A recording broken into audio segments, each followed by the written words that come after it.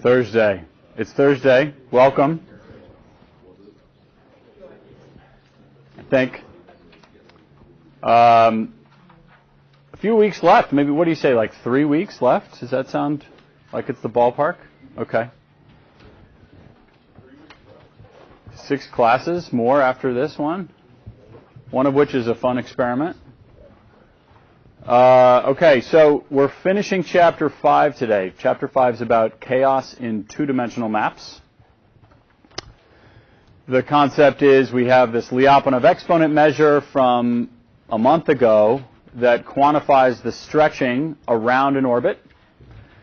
In one dimension, it's the product of a bunch of slopes. You take the log, it becomes a sum and an average. It's the average stretching that you get from f primes in one dimension. And now we're in higher dimensions, so the slope is a matrix, this Jacobian matrix of partial derivatives, whose properties can tell us about the stretching around an orbit. If we're wondering about a fixed point or a periodic orbit, we can just look at the eigenvalues of that matrix and the eigenvectors of that matrix, the Jacobian, at the fixed point or periodic point, and that'll tell us everything we need to know about what's going on near it. Eigenvalues bigger than 1, in that direction, things stretch. Eigenvalues smaller than 1, in magnitude, things shrink. Cool. Okay, but we also are interested in what happens for orbits or trajectories that aren't periodic. And in that case, things aren't changing so slowly that the Jacobian is everything. It's the first term in this whole Taylor series of what's happening nearby me if I'm an orbit point. So instead, we have this more convoluted thing we have to do where we take a little ball of initial conditions around our point that is going to evolve and potentially flow non-periodically. We take that little ball and we try and evolve it forward in time. And what you will find is that the state space should be stretching and shrinking that ball in ways that make it, kind of fill up the space quickly. And so instead of just watching a tracer of particles move through the state space, all representing potential futures for the same measurement of initial condition,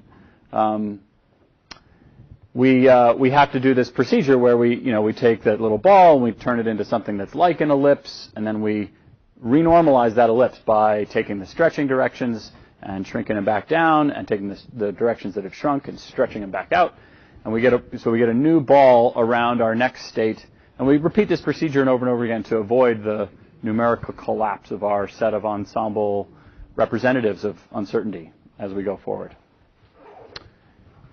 Turns out to be pretty straightforward in MATLAB. I tweeted a picture of some pseudocode for how to help you with that particular component of this. I'm hoping you saw it.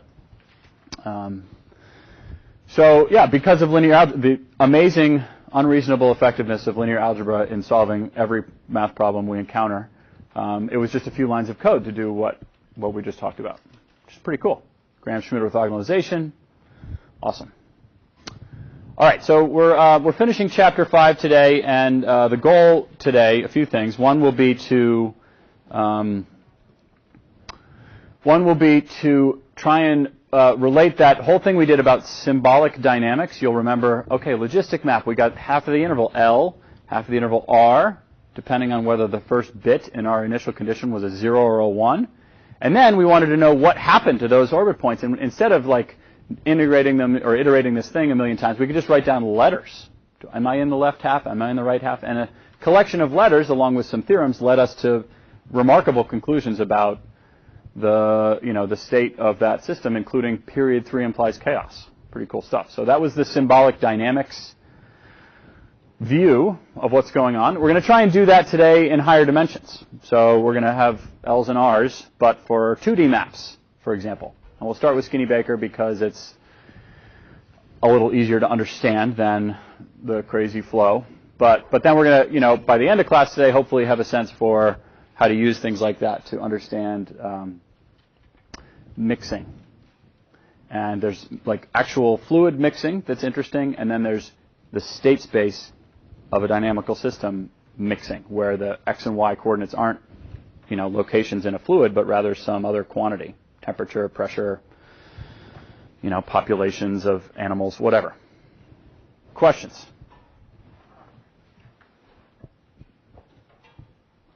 Okay. So, Skinny Baker. So this, if you'll recall, is the map where we take, actually I think I have it in here somewhere, we take the, all right, here's the Skinny Baker map. We take the unit square, we stretch it vertically by a factor of 2, shrink it horizontally by a factor of 3, snip it, put it back down, this top half down on the right, and so this set on the bottom half becomes this set here. This checkerboard on the top half becomes this. It maps to this under the Skinny Baker map, and we repeat this over and over again. And in the limit, the set that's invariant that sticks around is the k infinity on the x-axis, so points that can be expressed in ternary with only zeros and twos. And the y-axis for each of those k infinity points is just the unit interval. So this thing, using whatever dimension calculation we want, box counting or the Lyapunov dimension, which we talked about last time, this thing's going to give us back as an answer 1 plus ln of 2 over ln of 3. The dimension of 1 comes from the full measure intervals that, measure 1 intervals that I have, an uncountable collection of. And then the dust part, the dimension of k infinity, ln of 2 over ln of 3, which is a little less than 2/3, that part comes from this collection of points on the x-axis. All right, so that's our Skinny Baker map, and we've analyzed it in a few different ways. So we're gonna do it now with symbolic dynamics. Okay, so let's find itineraries, lists of L's and R's, for points in the invariant set.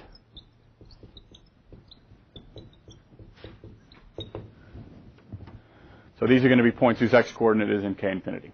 So we're going to try and figure out what they look like, the itineraries of them. So in other words, points whose forward, and this is important, and backward iterates remain in the unit square.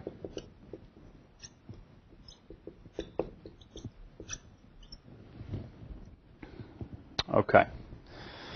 All right, so we're going to write down itineraries, and because we have 2 dimensions, we're going to really have 2 lists. Stuff that happens in the future for my point, and stuff that happened in the past for my point, and they'll for my orbit. And we're going to distinguish those. We'll have a list of L's and R's, and rather than having it go in 2 dimensions, we'll just have effectively a decimal point separating our 2 lists. So whereas for an orbit of a point in 1 dimension, we would just write down L's and R's. Now we're going to have that, but then we're also going to have a dot, and then to the left a whole bunch of letters too, an infinite collection of letters also that represent what's going on in the other dimension. Okay, so I'll write that down now. The itinerary of a point V, whose initial value, let's say it's x1 and x2, that lives in this invariant set A, so its x-coordinate is going to be in k infinity, is of the form, or its x1 coordinate. This is going to be of the form ...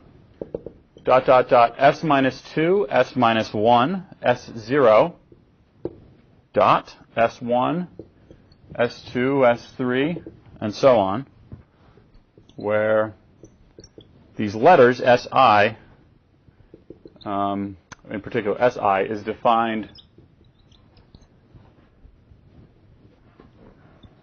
it's defined by Skinny Baker map, iterated I times, given the initial value v, is in si. So si will be an L or an R, and we'll show what they are in a second. And thinking about what happens backwards, b to the minus I, if I iterate the Skinny Baker map backwards I times, that is going to be in sj, if and only if v, this initial value, is in bi of Sj.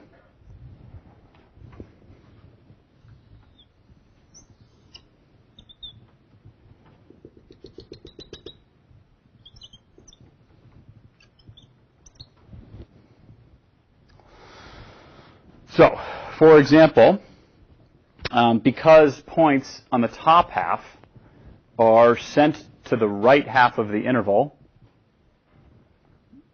after one iterate, we'll label them .r. So that whole upper band of points, any point up here, its itinerary starts with .r, at least on the right. And anything down here starts with .l because after a single iterate, that all these points down here land on the left half of the interval. In fact, they land on the left third of the interval. Cool. And similarly, if we wanted to do this even finer for a second iterate, we would get that we have a set of points up here at the top that map to R the first time, and then also the second time map to R if I iterate them twice. These points are .rl because when they get stretched vertically and laid down horizontally, they end up going to L on the second iterate. These down here, the bottom ones are .ll, and these are .lr.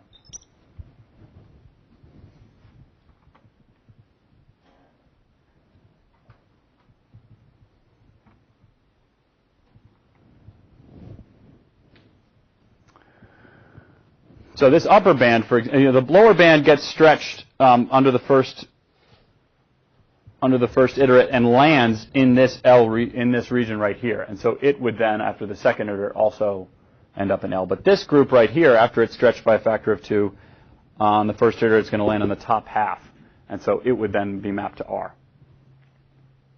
And every time we add a letter, because this here we're splicing up the y coordinates and they're being stretched by a factor of 2. Our band gets cut in half because of the stretching by 2 that's going on.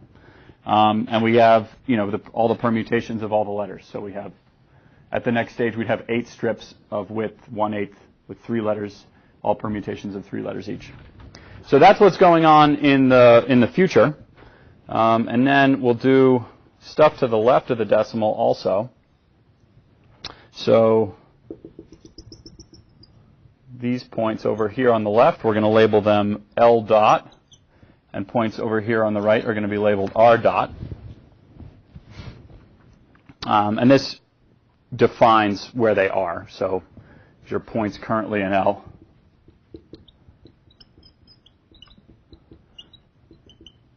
Or points currently in R. And these points here, these are points that map under B to R. But this is sort of like our baseline, like when we drew the logistic map and we just had an L for the left half and an R for the right half.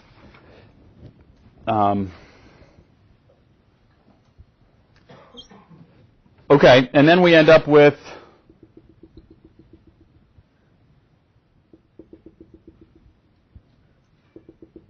when we add a letter, we end up with some more strips. So these points are going to be L bar. We're now going backwards iterates and wondering where points came from. And these points here are going to be RL bar. Where did they come from? They came from R, one iterate ago. So that's this stuff and this stuff. And the same thing happening over here on the right third. I have width 1/9. These strips are in x coordinate of width 1/9.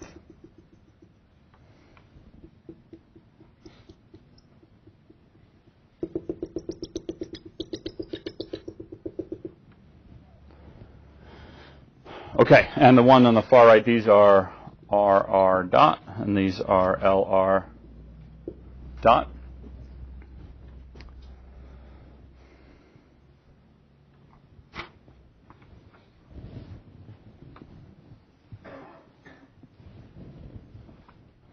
So let's just write down one descriptor here. So these points currently in R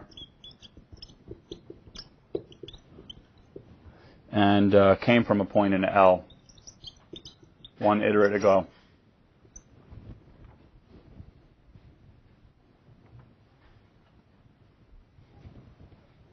And these points don't get mapped to.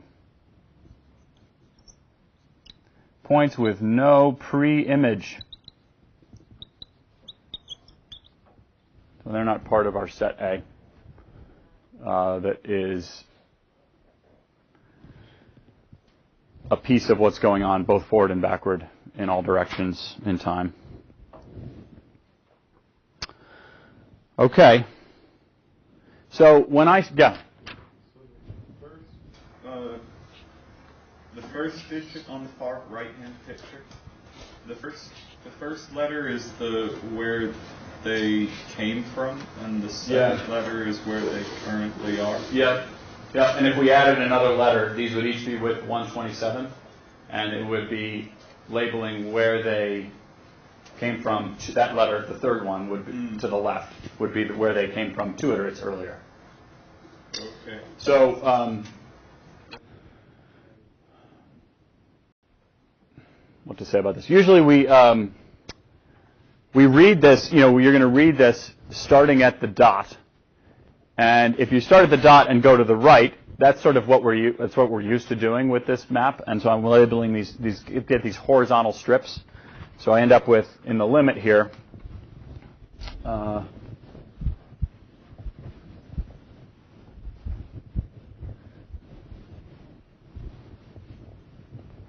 let's put this all together. We have horizontal strips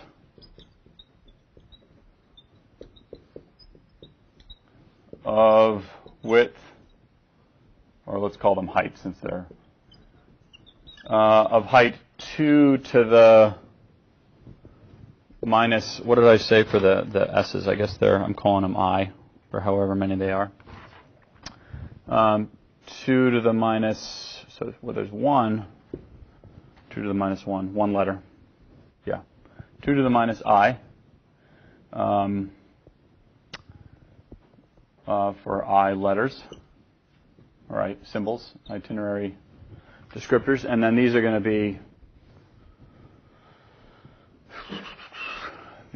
be vertical strips of width 3 to the minus I, or it's called J since I'm going to the left, for J letters. And the orbit of any point, forward and backward, that's in this invariant set is then completely described by an infinite list of L's and R's in both directions. Its future is described by what you write down to the right. So this is a point that sticks around forever. So as it's, as the Skinny Baker map sends it around and mixes everything up here, its forward orbit's going to be just this list of L's and R's that says, where does it end up onto this map. And the backward orbit you would start reading from the dot. You would,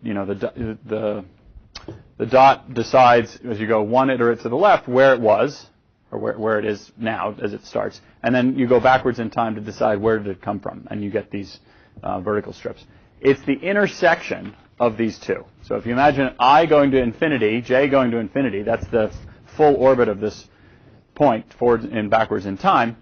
I'm getting the intersection of a line, a horizontal line, at a particular y coordinate, and a vertical line. Infinite list of L's to the left of the dot is a vertical line.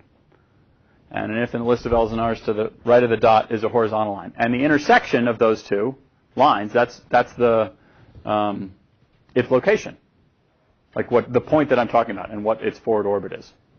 So if you put a point down on the map and you want to know what does it do, I got to nail it with the right. I need to know what the right x coordinate is, right? So let's say I put a point down here, and provided that its horizontal coordinate is in k infinity, well, I can write down the complete forward and backward orbit of that point just as a list of L's and R's.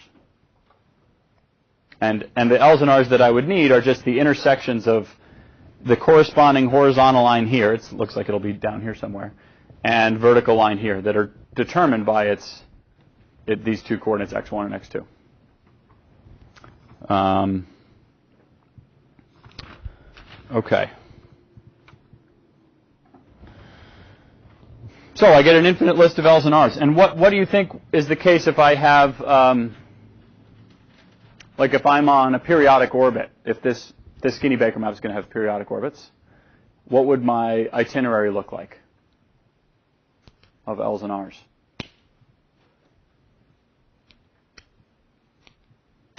What happens to periodic, like a period 6 orbit in one dimension? What does its itinerary look like? 6-letter and before those 6 letters, what can I have?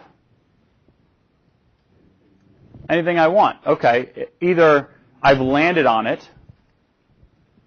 I'm a point whose forward orbit, lands and is eventually periodic to something, that repeats. Or I could approach it slowly and be asymptotically periodic to it. But there'd be a bar over a list of L's and R's going off to the right. That's what happens in one dimension. The same thing's going to happen here too, except there's also stuff to the left that talks about where the point came from. And that could have a bar over it too, for example, which is weird to think about. But it doesn't have to. So points that are going to be periodic or eventually periodic or asymptotically periodic, they're going to have a bar. What about points that don't have a bar? What do they do? Do I have am I bounded? Is the set A bounded? It is. Is the set A, does it have a positively Lyapunov exponent, a point that's doing this stuff? How do we know that?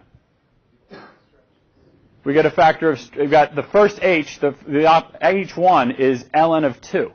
We got a stretching going on. There is the second H is minus ln of 3, which means this thing from last class we know it have a dimension smaller than 2, the attractor of the, and it does. It's 1 plus ln of 2 over ln of 3. So it's got a positively Lyapunov exponent. H1 is ln of 2. It's bounded. And will there be orbits here that are not asymptotically periodic? Can I write down a list of L's and R's that never repeats off to the right? Yeah, I can. In fact, I can have a list of L's and R's off to the left with a bar over it that then, off to the right, doesn't repeat. That's kind of weird to think about. But we can have have chaotic orbits for Skinny-Baker map. Absolutely. Maybe you already, you kind of checked that off in your head. But this ability to look at these itineraries gives us that as well. Right. So any itinerary, in fact, here's one. I got R, L dot some stuff. Maybe I got R bar going off to the left, and then L, R, L, L, R, R, L, L, L, R, R, R. This is an orbit. Doesn't repeat off to the right. That's a chaotic orbit. Just wrote one down of the Skinny-Baker map because it doesn't have repeating L's and R's off to the right. It's a particularly weird one because there's a pattern, but it doesn't repeat. The behavior doesn't repeat. So that's a chaotic orbit. Okay. So the Skinny-Baker map is a good sort of starting place to talk about this sort of stuff. The more commonly discussed version of this is called the Horseshoe map because it has a little extra twist in it. So it looks like a horseshoe. Cool. So this is section 5.6, the Horseshoe map.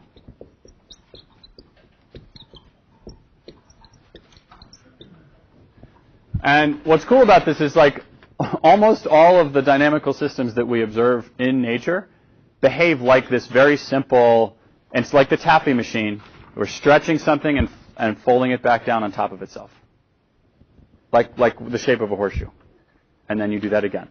And then you grab the top of the horseshoe, squeeze it, and do it again. And then you grab the top of the horseshoe, squeeze it, and do it again. And you keep doing this over and over again. That is a very efficient way of mixing the objects that you're doing this with. If you imagine I got a little sheet of taffy and I drop some food coloring dye in it. I want to spread it out all over the taffy.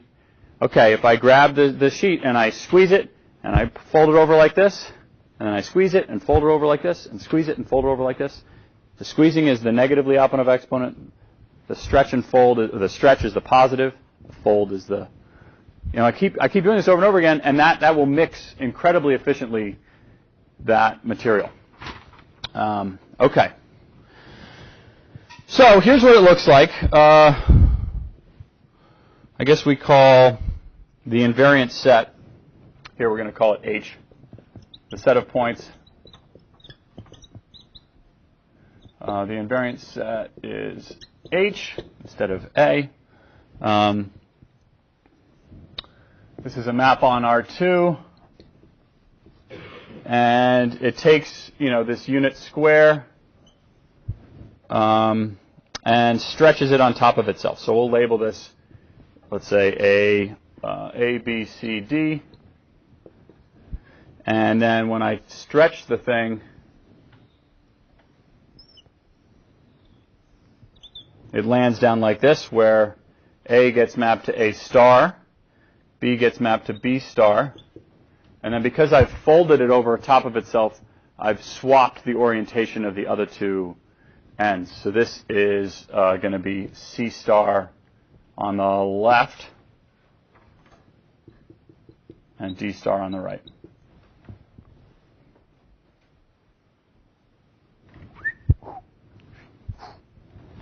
We do this lots of times. And we're going to use this symbolic dynamics idea to understand, well, what happens to points? You can see that some are being taken out of the square. So if this is like the unit square and some of these are being mapped to have a negative y coordinate, we're not going to see them again. Similarly, the stuff on top. So we're just asking the question, what happens to the stuff that sticks around forever in the middle?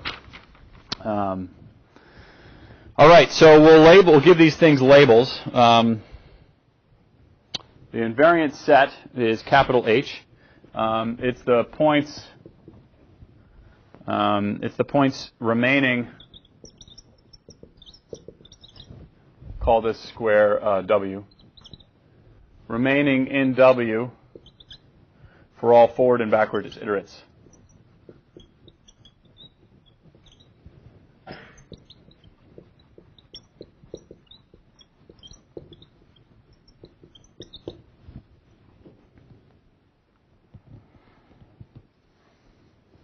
All right, so we'll call this vertical region over here the left region.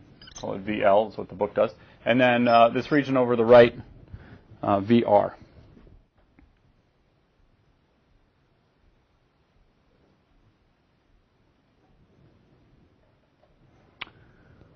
All right, so then I can label points based on where they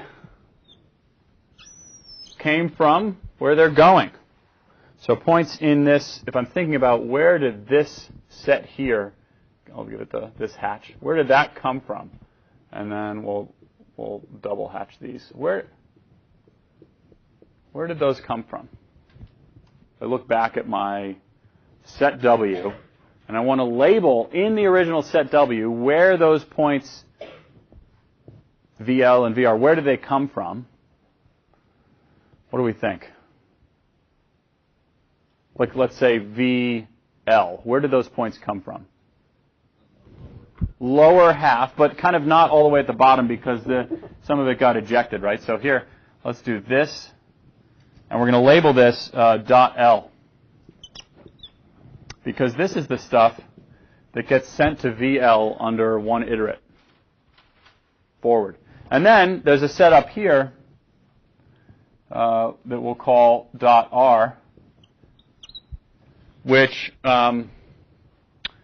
it's kind of been turned around on its head, but that's all the points that after I warp the thing back down on top, there's this region in the middle that got ejected, and then this region down here that's out, but this stuff, that stuff survived. So those are the points after a single iterate into the future that remained inside. We're going to try and do this again, because now when I take this horseshoe that I have here, this horseshoe v, this is the function. Let's say we'll call the horseshoe map little h. So this is h of w. I want to know what h2 of w looks like. So I'm going to take this horseshoe, I'm going to stretch it and lay it back down again. Cool. So let's try and do that. This is going to take some attention. Okay, so these two are going to be actually quite close to each other. And I'm taking this thing up and I'm folding it together. So let me try and draw this. Don't draw it yet until you see what I'm doing. So, all right, we're going to go up and over.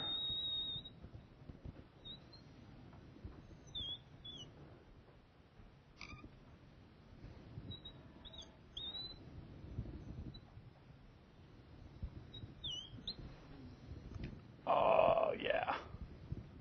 Totally worked.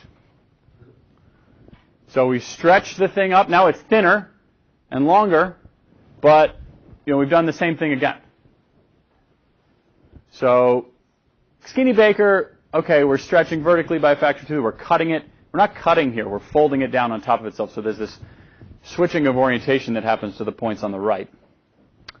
Not unlike what happens with like the tent map or the logistic map, where you get that fold going on. All right, so these are, if I'm thinking about, where do these things go? I'm going to call this 1. I'm going to call this 2. I'm going to call this 3, and I'm going to call this 4. And I'm thinking about, well, where do those things come from? Because they survive 2 iterates of my horseshoe map in this invariant set. All right, so if I want to label those back in my original W, I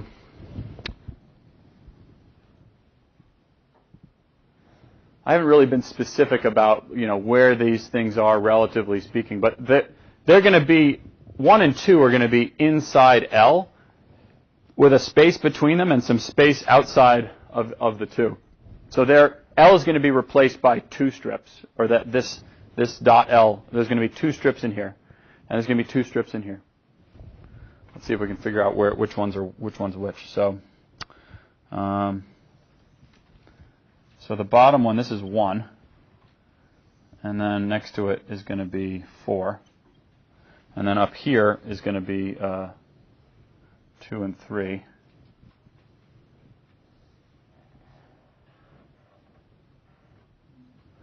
This is where these points came from. And we want to label them. So these, I know that these two both start with dot R because after one iterate they landed in R, and these two both start with dot L because they landed in L. Where does 1 land after its second trip through? It lands in L. It lands over here. And where does 4 land after its second trip? It lands in R. Cool. And then how about 3? Where does it land?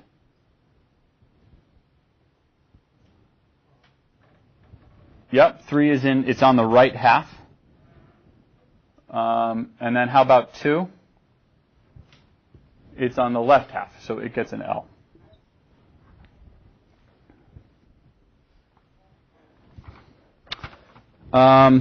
Okay.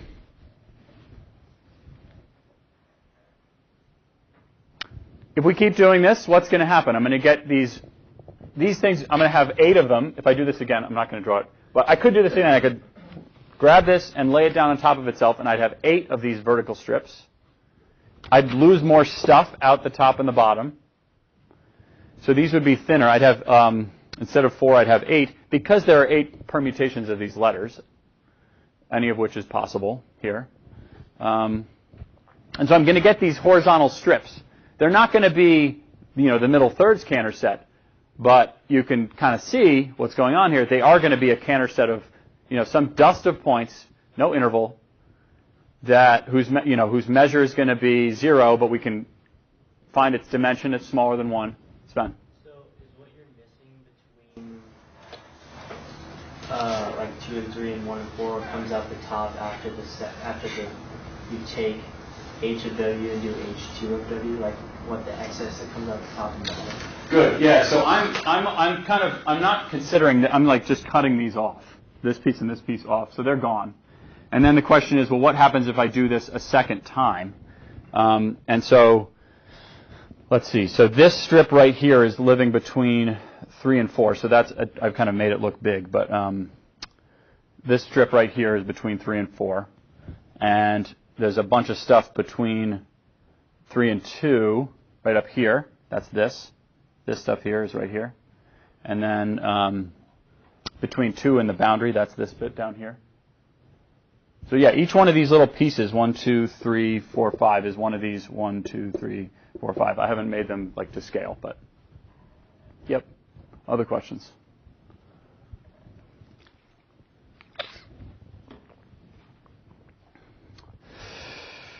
Okay. Cool, that's the going forwards. We need to go backwards in time too, which means we'll get the stuff to the left of the dot, and those will be vertical curves. These are horizontal curves whose widths or heights are shrinking. So I'm gonna try and draw, what happens if we. So we basically have the first of them here. That's L and that's R. So that's the first thing to the left of the dot. So these things right here, these are L dot. There's stuff in L, and this stuff here, this is R dot.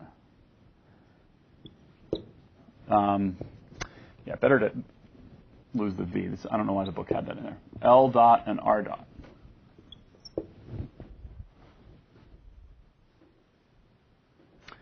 Okay, and then they are going to have within them stuff that if we go back another iterate, if we invert this map once, the stretching is going to happen in the horizontal direction. Things are going to get stretched and shrunk in the vertical if we do this backwards. I haven't written a function on the board, so I can't tell you what the exponents of those things are. But then if I look backwards, I'm going to get 4 vertical strips instead of 2. They'll be inside these 2. They'll be something like this. So I got 2 there. One is L dot, and the other is RL dot. They both have the L dot next to them because they're in L. Where do they come from? Well, the leftmost one came from L, and the rightmost one came from R. And I got a similar thing going on over here. I got a RR dot and an LR dot.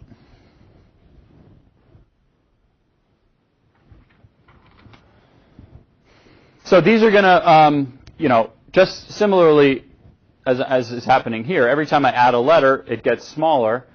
And if I have an infinite list of L's and R's in either direction, that's that's like the latitude and longitude of a point in this invariant set, capital H. And it tells me what the future and past of that point are. And it's the same story with Skinny Baker. I can have lists of L's and R's that don't repeat. That means chaotic orbits. I can have, maybe we'll add one more thing. So let me say, all right, so here, I can intersect 3 with, let's do this. So these points, let's say this is 3. So these points are going to be dot RR. So now I have these 4 cubes, like this little, or that's not a cube, but I got these little rectangles, let's say. And that rectangle that I just colored in, this is going to be LL dot RR. All the points in that little rectangle do that over those 4 iterates. 2 forward, 2 backward. I guess 3 iterates, depending on where you start your counter there. And how about this one? This square in here is going to have in it RR dot RR.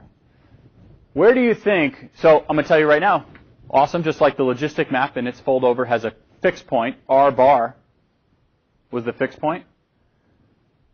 The fixed point of the horseshoe map, which is kind of hard to see when you think about doing this, fold over, there's a point that doesn't move.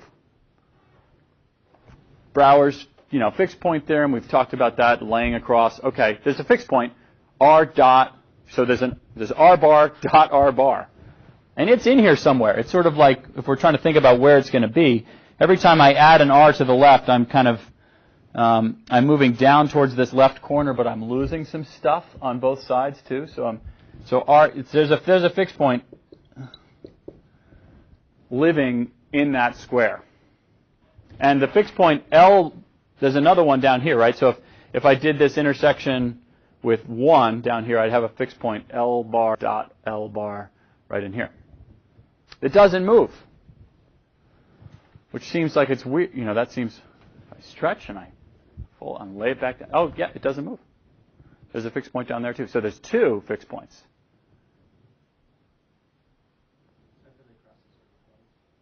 It crosses over twice. Yeah. Do you think they're going to be period 2 orbits?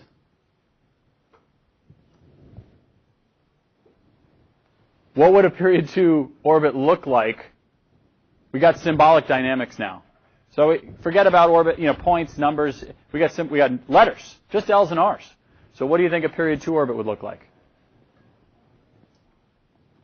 RL with a bar over the RL, okay. And its corresponding point might be LR with a bar over it. Cool.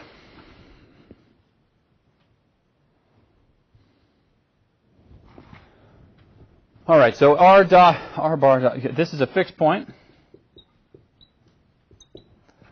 And yeah, it's quite remarkable how alike this simple dynamical system example, the horseshoe idea, how much like the real world applications of a dynamical system this is. So I haven't said how much stretching or shrinking is happening, but when we go and look at some systems that I think I have a few examples to show you of this, at least one that you'll know from having done a bunch of your work on the Henan map. So, all right, so the Henan map parameter values 4 and minus 0.3, and all that's happening here is they're putting this quadrilateral shape down, this outer shape right here, okay? And then they're iterating all those points forward once under the Henan map. It sends all those points through. Okay, so like that point, it goes, let's see if I get this right. That point goes here. This point goes here. This point goes here. And this point goes here. Just like this. So it's getting, the quadrilateral is getting stretched and laid down on top of itself. And then, that's going to keep happening, right? It's, every time like if we then sent that new shape, the one that looks like the boomerang, the pieces of it that stuck around after one iterate, like this, I would label this strip right here of points, call them U for being up on the upper half, call these B for being on the bottom half. If I watch what happens to those points as I send this thing through the Henan map again, well, it's going to get stretched and laid down, and there'll be 4 of them. And I could describe their dynamics and check. I mean, that's crazy. It is exactly like what this horseshoe is doing. And this is a really common, it's a common shape. Here's another example. This is one where this stretching is stronger and the shrinking is a lot stronger. This is the, remember the force-damped pendulum? We had, a single equation for theta double dot, where, that theta is the angle for the pendulum hanging it from vertical. And there was a differential equation describing how that changed. It was based on what the angle was and the rate of change of that angle. So those were the 2 degrees of freedom in that system. Coupled pair of first-order differential equations, or a single second-order differential equation for what's going on. And then there's forcing. So there was something in there like kicking some energy in with a parameter out in front. And there was a parameter on the friction too, C. This was like this 3rd week of class. And so that system, it had all kinds of really interesting fixed points and higher period orbits, and then this beautiful stable and unstable manifolds intersecting, and Super cool. Okay, really complex behavior. But here, okay, this is, again, we're taking some set of initial values that the axes here, how do they not label their axes? These are theta and theta dot for that pendulum. So it's what is the angle and what is its rate of change, and giving a bunch of initial conditions to the equation and saying, well, what happens after you send it? In this case, it's not a map. It's not like these iterative maps. It's the differential equation. You initialize each of those values. Those are all slightly different states of the pendulum. And you ask what happens one period of the forcing later, which if it's a sine of something, the forcing term had a sine of t in it, then it would be 2 pi. So 2 pi later in time, where are all those points? Well, they're the curve that's stretched out there. And the edges of that curve are these crosses, the corners of this thing. So, these 4 corners, 1, 2, 3, 4, after a single 2 pi in time for the system are the 4 crosses that you see there. And it's stretched across itself because this is a periodic x-axis. Theta, as I go around with 2 pi, it comes right back. So this is a single curve. If I go, theta is getting bigger and bigger and bigger, gets to 2 pi, and then it repeats back. And then gets to 2 pi again and repeats back. So the stretching horizontally of this thing is like a factor of 2, or actually 10, probably, because this set right here over this period of time is getting stretched 3 times across the x period. And the shrinking in acceleration, which is the y-axis, theta dot, is incredibly strong. So like the volume of this thing, if we think about what happens, the volume of this quadrilateral, it basically becomes 0 because the shrinking is so strong. That's the fold. Stretch, fold, and it lays down across itself. It lays across itself. Look at that. There and there. 2 fixed points in there. Somewhere. They're really thin. This is actually containing some area. Like if we zoom in on this and it was a good, there's an area in there and there's a fixed point in there. And then again, these 4 corners of these 4 crosses. This is nuts.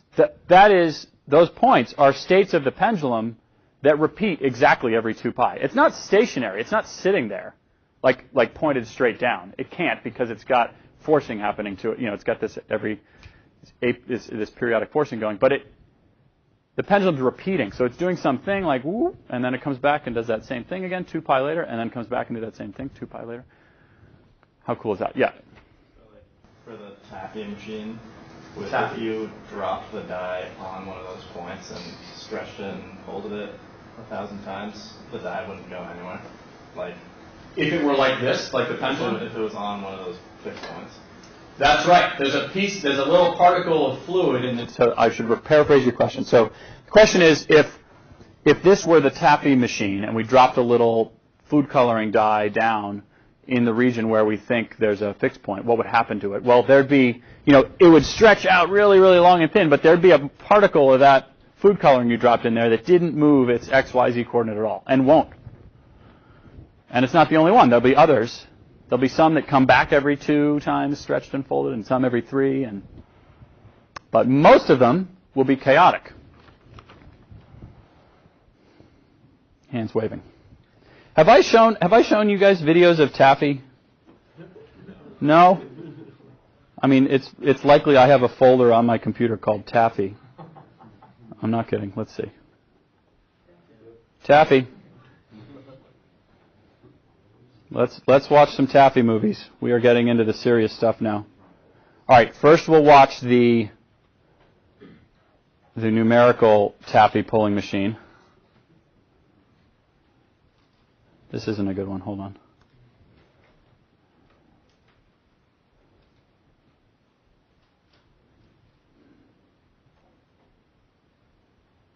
Which one did I open?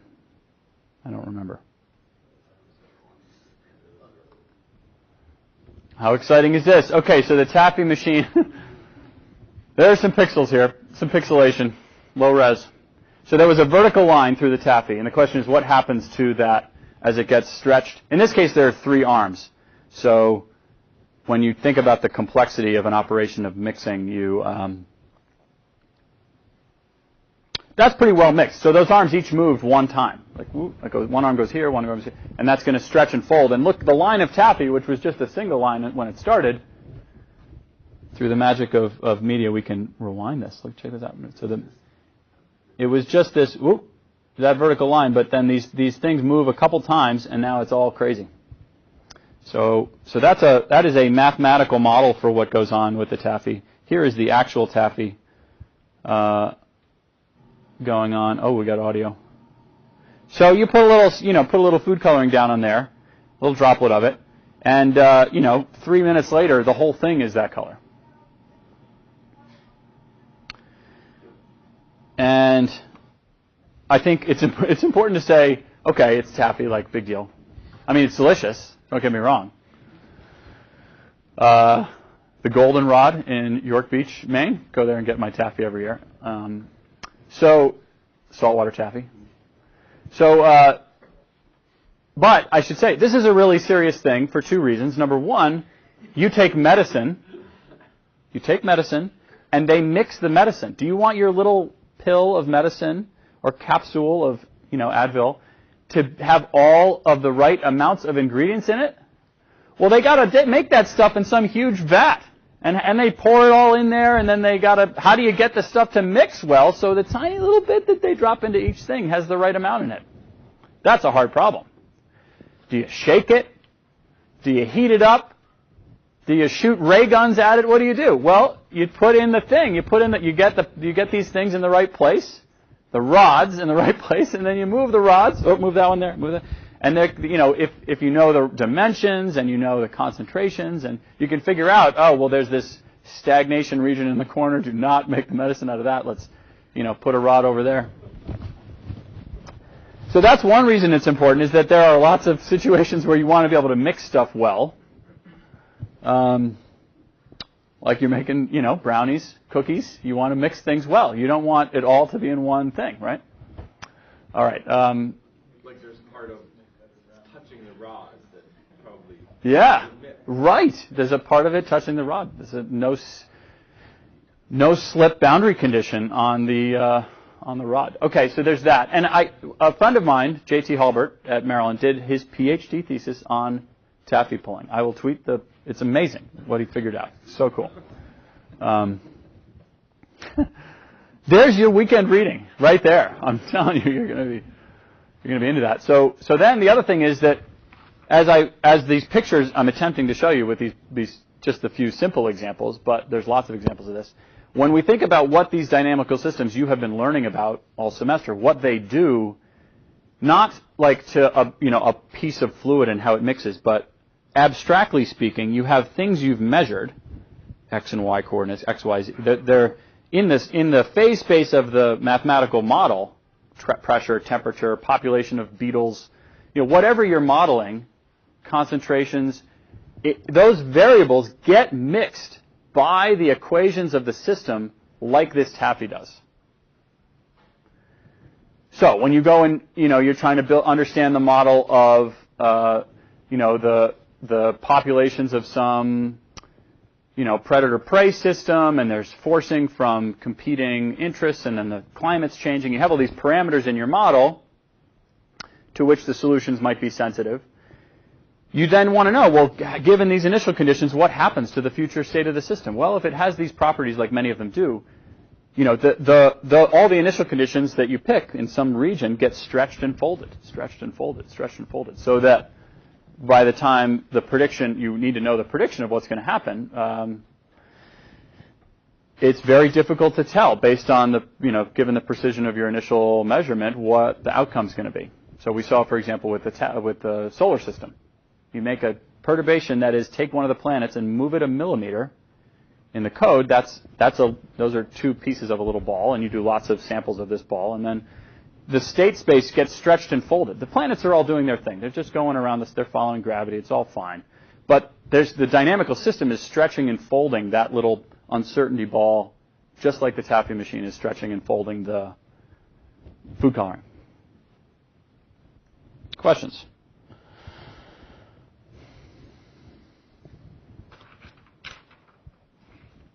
Okay. Yeah. happens when we move the planet a millimeter? Yeah, right.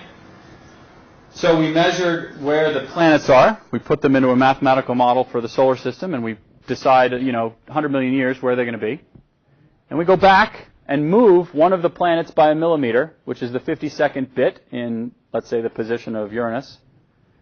Change the bit from a 0 to a 1. And then everything changes, but how quickly does it change? We quantify that. Because if it changes really fast, that's chaotic. And if it changes really slowly, it's not chaotic. If it's linear, if the error growth between these two states is linear, then it's not chaotic. And we did this for thousands, millions of plausible states of our solar system, and found the structure of where the states, which states are stable and which ones are chaotic. And it's not trivial, the pictures you get back for that. The basin boundaries are fractal, and it's very cool. Other questions? Okay, so I have a couple cool videos of recent applications of this mixing idea. Let's see. So, what do I want to say about it? So this is, I'll just let this run for a second. So this is a mathematical model of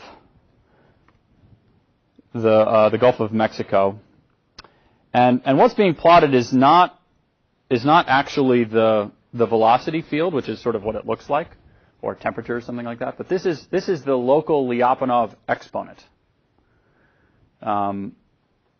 which now we understand better, I think, what the Lyapunov exponent is for a region of flow. But the concept is, what would happen if you dropped a little pocket of fluid, let's say, or maybe I dropped a bunch of buoys in one place and I want to know what, do they spread out? Where do they go? So in the red regions, these are places where they are going to spread out quickly. And you'll notice this is the Gulf Stream that is solid blue in the middle. So they actually, if they're sitting rock solid in the middle of the Gulf Stream, they're all going in the same direction. And they don't spread out very much.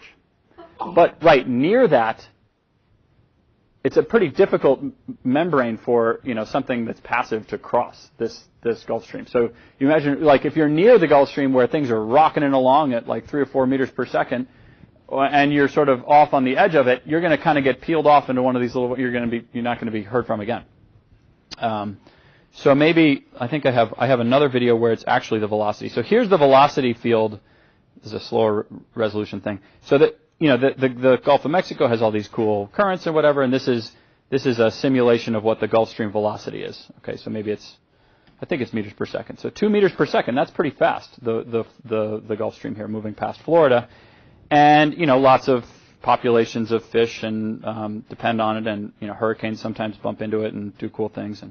But on the edges of it are these local Lyapunov exponent spikes, because if you happen to come near that boundary, so the solid blue in the middle, that's small, stable, and it's because everything's going really fast in the same direction. But if you're off of the edges, you can get kind of peeled off. Yeah?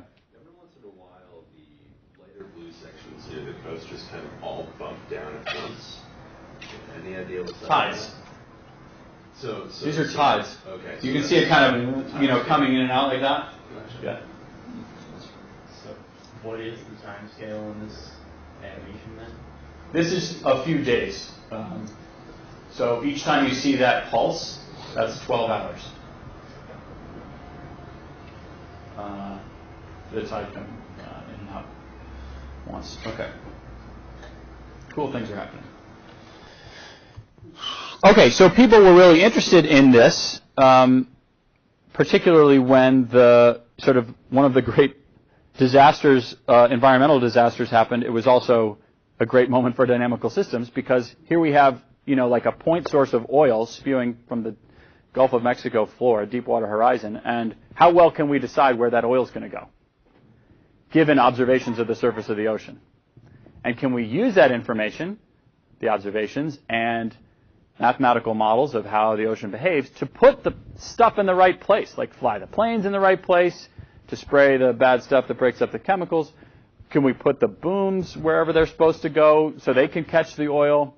Can we do that, in this, if it's going to be spewing for, I forget if it was a whole month it was going on, it was a disaster. It's a Mark Wahlberg movie, which I haven't seen. So people worked on this for a while. There's a guy at Clarkson named Eric Bolt who worked on this problem, and a guy at Santa Barbara, Igor Mezic, who worked on this problem, trying to figure out what you could learn from where the oil ended up going. And I think I have. So there's another person who works in this area his name's George Haler, and so he has popularized this concept of these finite time local. It has to be finite time because we can't integrate these equations forever like we can in the map. Like all the stuff up here, it's like, oh, k is going to infinity, both directions, yada yada. Well, when you measure the Lyapunov exponent for an experiment, you just have some set of data that you're going to measure it for. So over some finite time, you estimate the Lyapunov exponent, and okay, and then you're going to use that information to decide where things are going to go. So here, there's a few examples. I'll show you a few other movies of this sort of thing as we go. Towards the end of the semester, we're going to be talking more about experiments and science. So there are things like the Gulf Stream is an example where it's a material boundary, a bit like the stable manifold of a saddle in our class that divides basins of attraction. When we have a saddle point, it's got this manifold of points that approach it under forward iterates, and then another manifold along which things are repelled, which approach it under backwards iterates. And those curves are really important. They tell us a lot about the flow of everything in the state space, because the basins of attraction are divided by the stable manifolds of saddles. And cool things like chaos happen when the stable manifold and the unstable manifold intersect at points that aren't the saddle, right? Those homoclinic points. All right, so things like the Gulf Stream are examples of some sort of barrier in the flow between regions, and it's important to be able to identify those things. In the case of the Gulf Stream, it's really quite consistent, and it's sort of there all the time, and it meanders a little bit based on the weather and what's going on, or large-scale synoptic systems down there, the time of year, and all that stuff. But certainly there are examples where there's finer scale behavior, and the dynamical system produces lots of changes in what that looks like. So in the class, we've had, here's the equations, parameters are fixed, tell me what the stable manifold looks like. In practice, let's say it's in the ocean, and you're trying to figure out what's going on with this oil spill, there's lots of these boundaries that are like the stable manifold, but they're moving in time and changing with the flow. And so identifying them is an important and difficult numerical problem that you have to solve if you want to know, where to send the boats. All right, so these are pictures. This is a picture from space of, it looks like, so I have actually a video of this also. Do I have a volcanic? Yeah, maybe I should pull that up too. That's fun. Let's see. Do I have a volcano? I have a volcano folder. Perfect.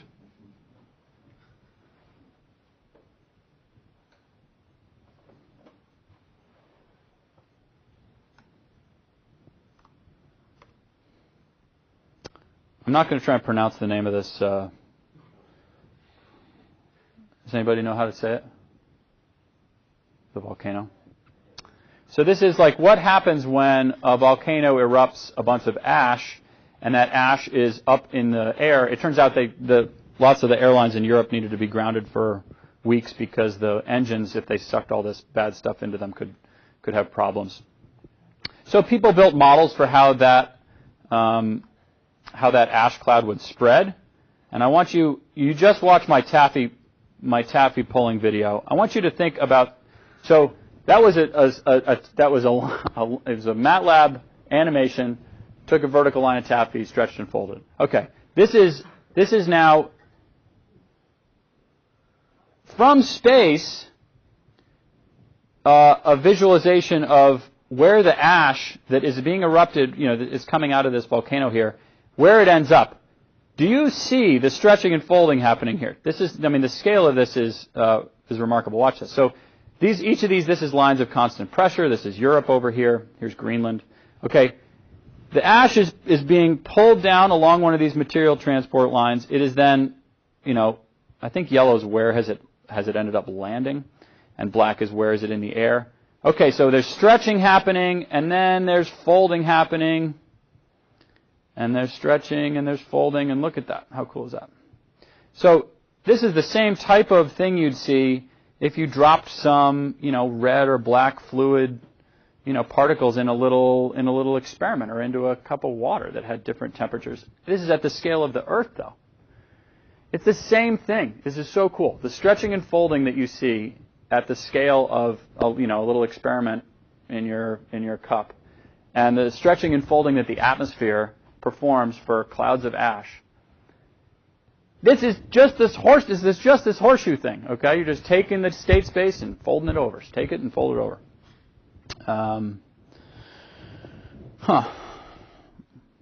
Okay. So I'm going to tweet this description of this concept, Lagrangian coherent structures, so you can have a look if you'd like. But the concept is effectively the stable manifold we know is important for dividing basins, for fixed dynamical systems. Parameters are fixed, but there's some interesting mathematics that people have been developing to try and understand what happens when those boundaries aren't stationary and they're changing in time and with the flow. But you have all the tools to be able to understand this at this point. So, all right, let's see. Was there anything else to talk about? There's always other things. Okay, I think maybe we'll just finish off with a gratuitous time-lapse video of the eruption. This could be loud. Let's see.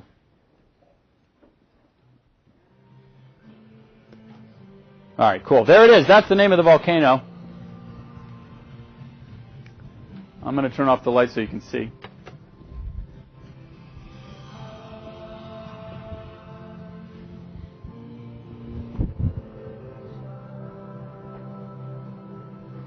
There's a lot of stuff going into the air.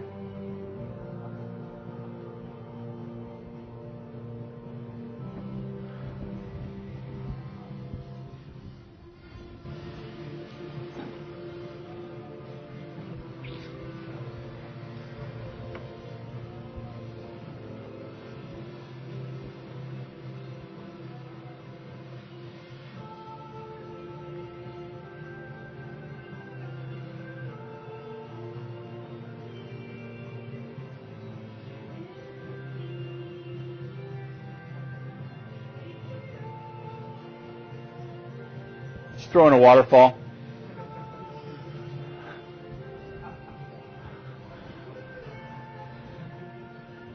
It's up here. I guess it's up near the top.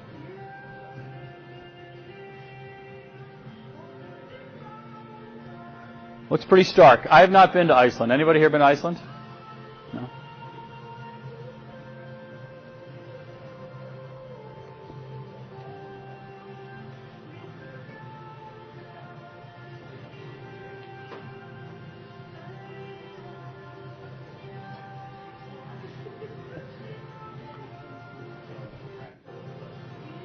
Okay.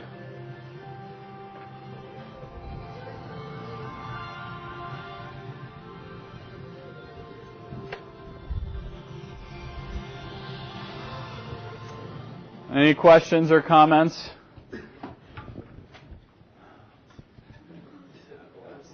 All right, go stretch and fold. This weekend, have a good weekend. I'll post homework 10. Are we on 10 now? I'm going to post homework 10.